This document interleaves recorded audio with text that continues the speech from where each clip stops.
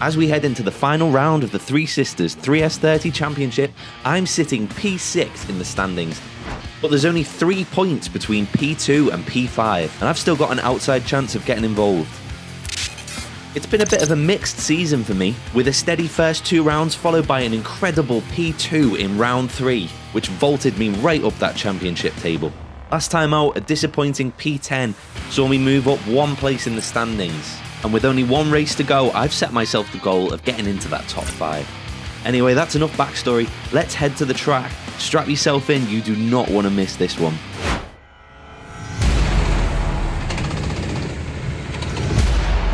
A technical issue with the timing systems at Three Sisters meant that we initially did run qualifying, but the results were then abandoned, and we were given a 4-lap shootout to decide the grid. Unfortunately, I didn't manage to record any of the qualifying session, which is a shame because pole position. Well, no pressure here. Somehow I managed to put it on flipping pole position, which honestly felt incredible for 2 reasons. The first reason you can see is that the track conditions were absolutely awful, and I felt like all that wet weather practice I've been doing has finally come to fruition. And the second reason is that unlike the previous race where I got my P2 finish and stood on the podium for the first time, this race has all the fastest drivers in this championship in it. So this is P1 on merit. But let's not get too carried away here. Pole position's an awesome achievement, but it means absolutely nothing if I screw it up during the race. And in conditions like this, 1 mistake could be fatal, as you'll soon see. I'm not gonna lie, I was stressing sitting on this grid. But let's get going and see what we can do from our first ever pole position. The lights go out and we are off. It's a decent start for me, but an absolute rocket of a start for Lenny, who comes around my outside there. P2 sends it down my inside. There isn't enough room. He gives me a little tap, sends me wide into Lenny, but I've managed to make it through that first sequence of corners in first place. My priority now on this first lap is to cover off the inside of every single corner. Even though it's not the quickest way around this track in these conditions, I just don't want to leave an opening and let someone send it down my inside. Through Luna, and we've still managed to hang on to P1 as we head onto the Conrod Straight. I kind of fake over to the right here just to try and break the toe for anyone who might be following in my wheel tracks behind. Little did I know though that it was all kicking off behind me. Let's jump on board with Jason and see the start from his perspective.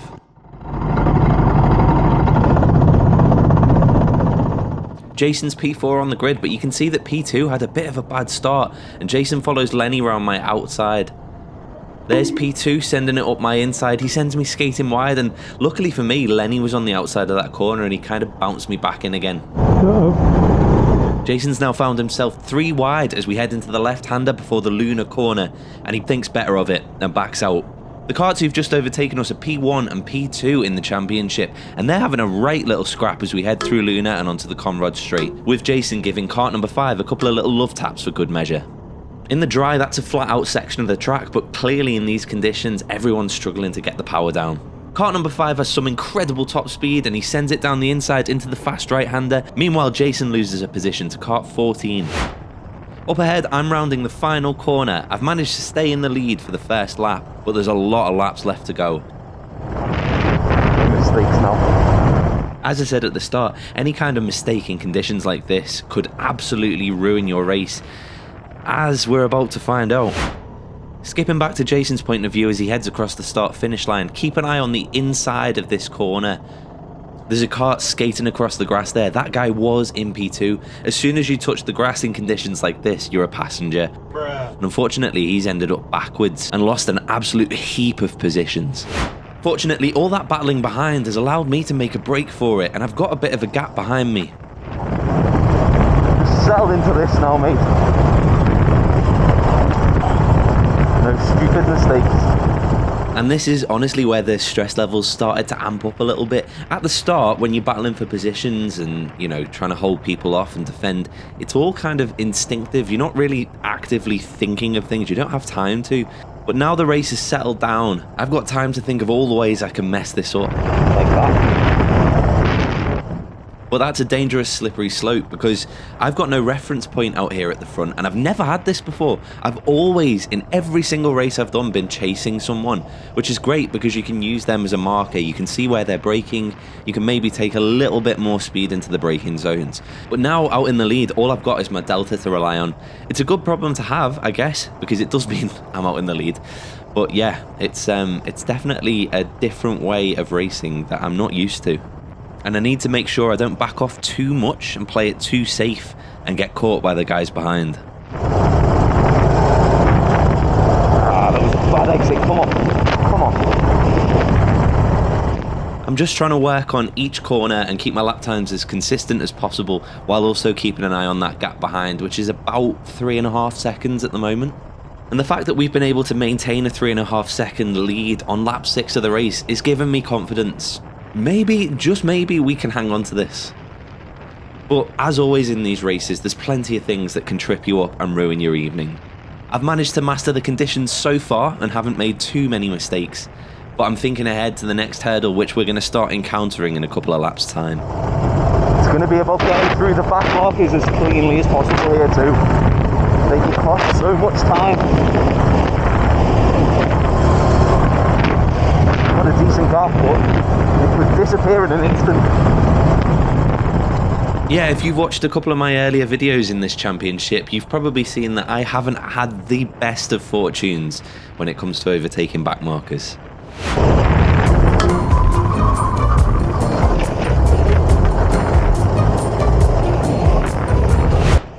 And I'd like to try and avoid repeating that if possible. Anyway, here's our first back marker, kart number 2. We are pretty much at racing speed, so I'm not losing too much time behind him, but I'm just trying to work out where's the best place to make a move, which isn't going to compromise my race, and hopefully isn't going to compromise his as well. We go down the inside into the left-hander before Luna. That one was relatively straightforward.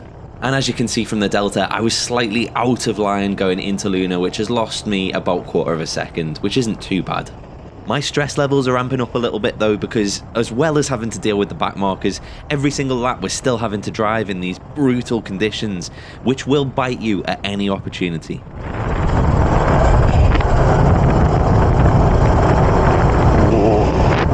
Too late there. Got complacent. That could have gone horribly wrong. But let's put it behind us for now. Fortunately, the next few overtakes on the back markers weren't too bad. They were all kind of strung out individually, and we managed to make our way through them without costing ourselves too much time. There's no blue flags in these races, so it's up to you to make the move safely. As I'm driving past each of them, I'm giving them a thumbs up to just kind of say thanks for letting me through, in the hope that they understand that I'm the leader and I'm not actually battling them. This guy gave me a little scare because he stayed side by side with me through that corner, but it was all good in the end. One of the other kind of complexities, quirks, features, I don't know, of this race is the fact that when you start overtaking back markers and you start working your way through, because it's dark, because it's raining, because there's rain all over your visor, you can't really tell if the kart behind you is P2 or if it's someone that you've just lapped. So while I was working my way through this traffic, I was really conscious that P2 might have gained on me through all this. I've got to hope that they also lose that much time. I don't think I lost too much, but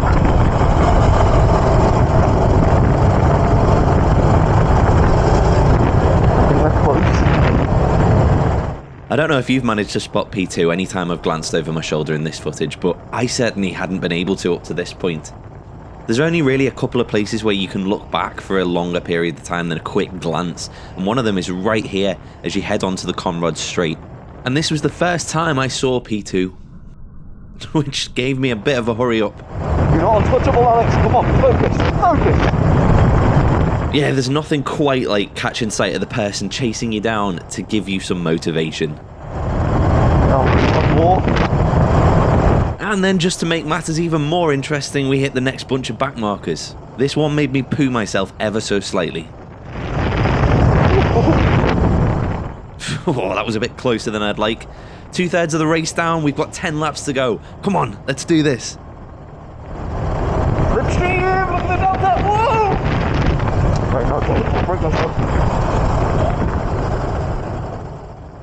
As the laps ticked by, I started to feel more and more confident that I could hang on to this, and I was really starting to get into a rhythm with this kart as well.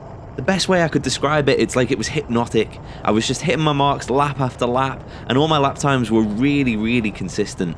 I found that I could be precise and feed the power on delicately to gain me so much time on the exit of every corner, but especially Luna. I've also got absolutely no idea what's going on behind me, but if I can win this race, God knows what that's going to do to the championship. Let's not get ahead of ourselves though, shall we? Because we have got a bunch of back markers coming up, and they are the toughest bunch I've had to face yet. These guys are racing each other. And this is what I'm really scared of, to be honest, because if you get mixed up in this and they don't know that you're the leader, they're going to attack you as well. And there's potential to be mowing grass instead of winning the race. So we've got to execute these overtakes perfectly. I give the guy in the blue suit the thumbs up, and I'm praying that he doesn't send it down my inside into this left-hander. He does. We get a little nudge, but luckily we're okay. And then, whoa, these guys are all over the place. I managed to thread my way down the inside, and now I've just got kart 18 to go past. And then I don't know whether he intended to let me through there or not, but he pulls over to the side. He's still there as we go down the straight though. I'm not sure if he's trying to race me or not. Conscious that I didn't want him to dive on me, I outbrake myself into the fast right.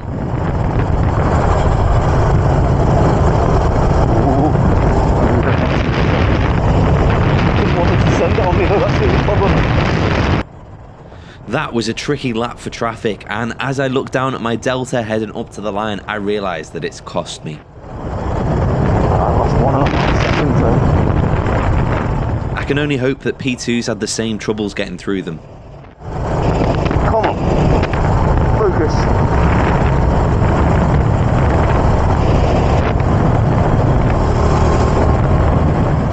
A quick glance behind, but I've no idea how close he is. All I can do now is just keep my head down and keep pumping in the laps.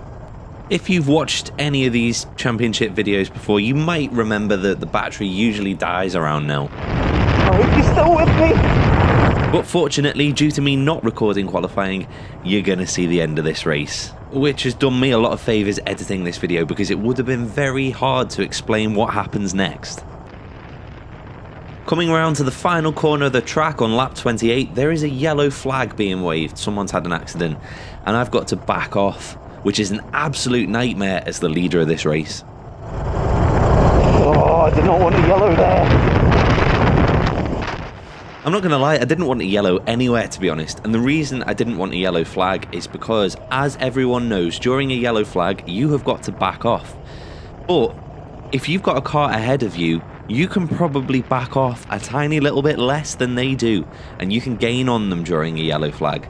Me, out in the lead, I've got no one in front of me. I can't see how much I should back off. I just have to judge it myself, which is, yeah, not fun.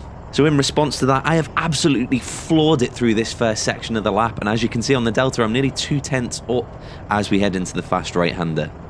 Now, for the next section of this video to make any sense, you need to understand that I can't see the lap counter while I'm racing. And we don't actually drive to a set amount of laps either.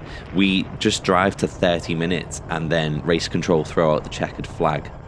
I know that we're getting close to the end of the race, but I don't know that I'm about to head on to the final lap. I'm also not too sure how much P2 has gained on me since that yellow flag earlier, and I've got back markers up ahead, so I need to just keep my head down and keep pumping these laps in until we cross that checkered flag. I run a little bit wide into turn 2, searching for that cutback, which we do get, and just as we get past that back marker, the marshal post goes yellow. This is really bad. It's going to allow P2 to catch up. As we round Luna, the next marshal post is green. There's no light on it, so I can floor it again. I get my foot down, and just as I do that... why are the yellows?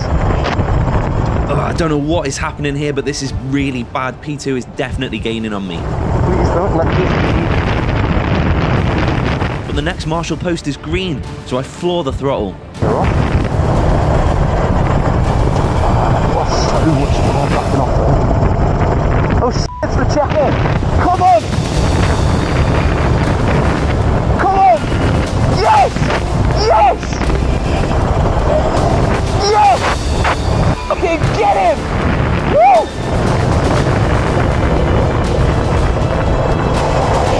Yes, me! Woo!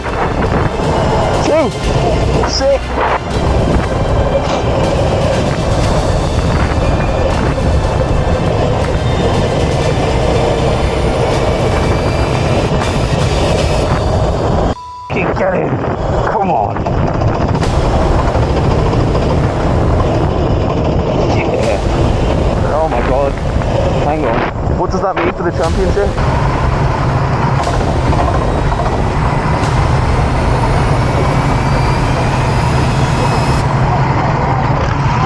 That was so confusing. Oh man, Second to last lap. the yellows. Man, the second control was like,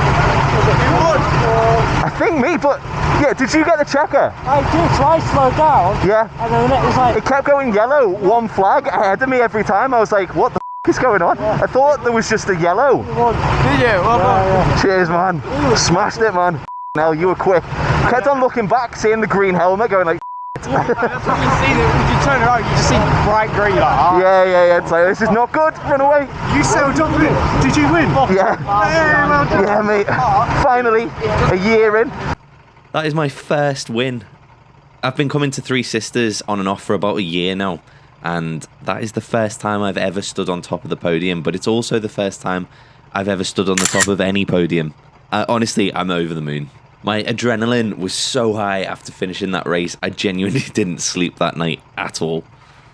And in case you didn't catch what actually happened at the end of the race there, basically, I think race control missed me, and they gave second place the checkered flag. So I was actually stressing for nothing because there was no way he would have been able to overtake me. He'd already finished the race. And weirdly, the results showed that I'd finished a lap ahead of everyone else, even though I actually didn't. I was only about 3 seconds ahead at the line. And what about the championship, I hear you ask? Well, get ready for this. Going into this round in P6, that race win has launched me all the way up to P3 in the overall championship standings. What a way to round out the season. Thank you to everyone who's joined me out on track this season. It has been an absolute pleasure. Thank you for watching this video. I hope you enjoyed it. Subscribe if you'd like to see more of these. And I'll see you in the next one. Goodbye.